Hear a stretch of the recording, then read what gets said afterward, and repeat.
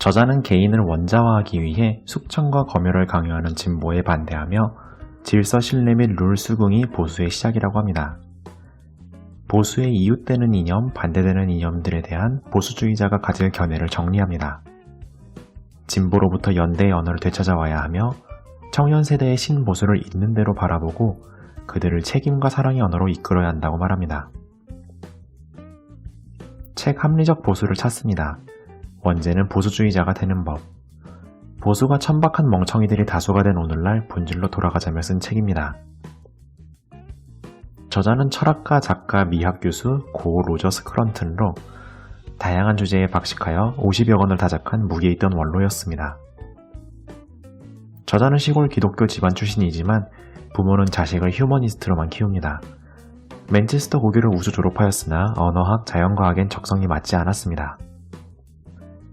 철학가로 가서 예술적 상상력, 마음 철학에 대한 연구로 박사를 졸업하였고 68혁명으로 아내를 만났지만 또한 68혁명에 대한 실망으로 보수주의자가 됩니다.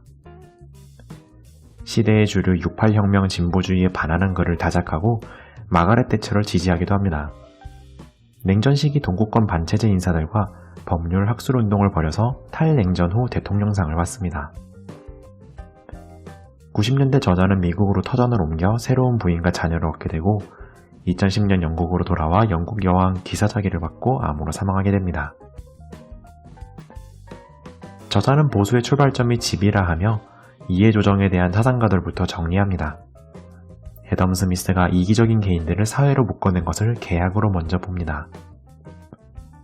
에드먼드 버크는 이를 넘어서 세대 간의 계약, 보다 나은 사회를 물려줘야 하는 것을 사회로 봅니다. 홉스, 로크, 롤스의 계몽주의는 질서의 준수가 곧 자유로 동일하게 봅니다. 진보 좌파는 1인칭 복수를 부정하고 원자화를 강요합니다. 68운동은 교육계가 목표의 추구가 없어야 한다면서 질서를 맹공격하여서 모두를 무정부주의화로 만듭니다. 저자는 시민사회와 정치질서 간의 신뢰를 바탕으로 질서는 추구해야 한다고 봅니다. 어차피 죽는다고 의료를 포기하지 않듯 보수는 변화 속의 애착의 철학입니다. 저자는 보수주의의 이웃 이념들을 둘러보기로 합니다. 먼저 국가주의. 프랑스 혁명 이후 종교를 대신해서 국가가 절대선이 되었습니다. 소련, 중공, EU는 국가주의를 반대하며 기존의 유산을 해체하고 의문을 제기합니다. 민주주의는 종교와 민족이 아닌 국민국가의 아래에서만 타협이 가능하기에 보수가 수호할 가치라고 합니다. 다음은 사회주의. 국가 성격의 최전선이 복지입니다. 하지만 피부양 집단의 증가는 공공의 붕괴를 가져올 수 있습니다. 또한 교육 분야를 공적으로 평준화할 경우 신분의 고착화를 부를 우려가 있습니다. 저자는 마르크스가 제로섬의 오류를 벌였다고 봅니다. 빈곤은 상대적 개념이므로 분배가 꼭 정의는 아니라고 봅니다. 분배보다 비대한 관료사회를 낳고 사회의 원자화는 숙청과 문화혁명으로 공동체를 파괴할 수 있습니다. 다음은 자본주의. 생산수단의 사적 소유와 자유교환에 대한 지지. 자생질서론에서 모든 주체의 정보가 불완전하며 시장화되지 않은 가치도 있음을 이제 인지하기 시작합니다. 구보수는 사유재산의 권리만을 중요시했지만 신보수는 사회적 책임도 인지하기 시작합니다. 환경오염, 공적 부채에 대한 무책임은 다음 세대의 무책임한 공동체 파괴 행위를 가져옵니다. 마지막으로 자유주의. 앞의 셋이 종교적 숭배로 나아가는 것을 막아주는 자유주의와 인권. 자유는 앞서 말했듯 곧 법치입니다. 때법을 제한하자는 공화파벌, 장기 집권을 막자는 민주파벌 둘 다 옳습니다. 인권은 정부의 권력 비대를 제한하지만 청구 영역인 인권의 비대 또한 우려해야 합니다. 철학적인 지위와 도덕적인 지위가 다름을 구분하지 않으면 인권은 폭주합니다. 저자는 또한 보수의 반대편으로 분류되곤 하는 새 이념에 대해서도 논평합니다. 저자는 계몽으로 태어난 국민국가 보편도덕에 기반한 시민의 자유를 보수로 봅니다. 먼저 다문화주의. 거부적 자유주의에 기댄 PC운동은 폭언으로 자멸합니다. 페미니즘이 학계에서 생존에 이롭다고 곧 진리는 아닙니다. 세상을 더 잘 설명하는 것이 진리입니다. 보편도덕은 없고 도덕은 합이라는 상대주의, 당위명제는 사실명제가 될 수 없습니다. 자기 편이라면 범죄 비판도 막으면서 남의 편은 검열하고 감시하자는 내로남불은 있어서는 안됩니다. 모든 문화가 똑같이 존중받을 수는 없고 공존이 힘든 문화도 있음을 인정해야 합니다. 어느 사회든 이민을 갔으면 로마법을 따라야 합니다. 다음은 환경주의. 경제와 사회가 세대 간의 약속이고 외부 비용을 치러야 하면 공감합니다. 기득권만 질타하기에는 적폐엔 좌우가 없고 공유지의 비극에 더 가까운 문제입니다.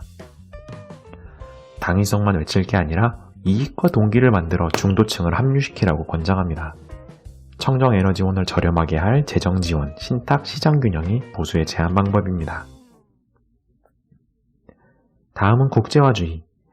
EU는 소련처럼 상향식 민주정과 실수를 고치는 제도의 부재를 답습해버렸습니다. 초국가주의는 소련의 동유럽 무력 점령과 무슬림의 각국 봉기를 정당화했습니다. 유엔 안보리 국제제재는 궁핍과 양극화를 토대로 삼는 독재 권력들에게는 도움이 되기도 합니다.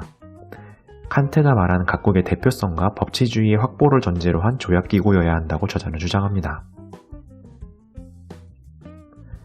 저자는 보수주의자를 타인을 교정하려 하지 않고 상호의 권리와 의무를 함으로써 자신의 자유와 자의식을 획득하고 애착을 갖는 것이라며 해겔을 인용합니다.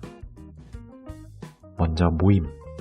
사회는 건의와 공포가 아닌 사랑과 존중과 책임으로 모여야 한다고 합니다. 결사는 곧 배제로 구성원만 혜택을 주는 집단을 다 해체하기는 곤란하다고 합니다. 예를 들어 구 남성클럽, 현 여성대학 등이 그것입니다. 다음은 자유. 빈곤, 교육, 복지에 덫이 낳는 사회기저 분노의 해법은 신분의 유동성입니다. 공교육에 반발해 대안학교가 세워지거나 공기업과 독립된 사기업이 세워지는 것을 옹호하자고 합니다. 다음으로 대화. 좌담회의 형태는 하향식 민주주의로 만들 수 있는 함정이 있습니다. 대화란 여가의 파생으로 만들어진 것으로 서로 우위를 찾지 않는 쾌활함 속에 이뤄져야 한다고 합니다. 다음으로 우정. 아리스토텔레스는 우정을 즐거움, 유익함, 미덕으로 나누어 보았습니다. 즉, 유익함과 즐거움을 넘어서 미덕, 성취를 지향하는 스터디 모임이 곧 직업까지 되어야 한다고 말합니다. 다음으로는 보수정당. 보수정당은 국가의 역할을 사회주의자보다는 작게, 자유주의자보다는 크게 요구합니다. 예컨대 분배는 사회주의자보다 작게 요구하고 시민사회를 자유주의자보다 크게 요구합니다. 종교와 이념. 오래된 사회 전통이자 정치제도의 뿌리이자 영성에 대한 목마름을 채워주는 제도들입니다. 종교의 자유와 신앙의 입증과 전도를 강요해서는 폭압적이라고 합니다. 다음으로는 결혼과 가정. 탈종교로 도덕교육을 맡게 된 곳으로 애착은 좌파의 적입니다. 결혼과 가정을 도덕이 아닌 계약으로 전락시키려는데 그러면 법의 근간이 없어진다고 저자는 두려워합니다. 다음으로는 교육과 노동. 여전히 탈숙련화와 엉터리 자격증이 남발되는 평등화 교육. 실천적 사고력은 불확실과 대처하면서 성장하므로 실천적인 교육이 되어야 한다고 합니다. 인간관계를 회피화하는 원자화 교육은 곧 책임의 회피이기도 합니다. 다음으로는 문화와 검열. 웃음과 감동은 가치 판단이 개입되는 행위입니다. 가치의 권위를 없애자는 포스트 모더니즘은 자멸을 부를 뿐이었고 가치의 긍정 또한 필요하다고 합니다. 다음으로 보수가 갈 길입니다. 서로가 협상하려 하지 않을 때 사회는 적개심이 가득 차 질서가 없어집니다. 국민국가를 지지하고 초국가 기구를 견제하며 외국인 유입에 앞서 교육부터 고쳐야 합니다. 오늘날의 진보는 비정부 기구, 공기관으로부터, 보수는 컨설턴트로부터 정치를 시작합니다. 청년 진보는 개념인, 청년 보수는 벌레라며 낙인 찍어 일자리를 빼는 행위부터 막아야 한다고 합니다. 우리의 마음에 들지 않는 사람들이 우리를 통치하는 것 또한 민주주의입니다. 관용주의를 상대주의, 다수결주의, 검열주의로 변질시키려는 진보를 막아야 한다고 합니다. 우리는 후대에 잘 사회를 물려줄 의무만큼 선대에 물려받은 사회를 관리할 의무도 있습니다. 상실과 슬픔의 희생이 싫어 재미만 추구하는 것이 사랑과 행복을 없앤 것이 오늘날 저출산의 원인일 수 있습니다. 이것으로 책 요약을 마치겠습니다. 감사합니다.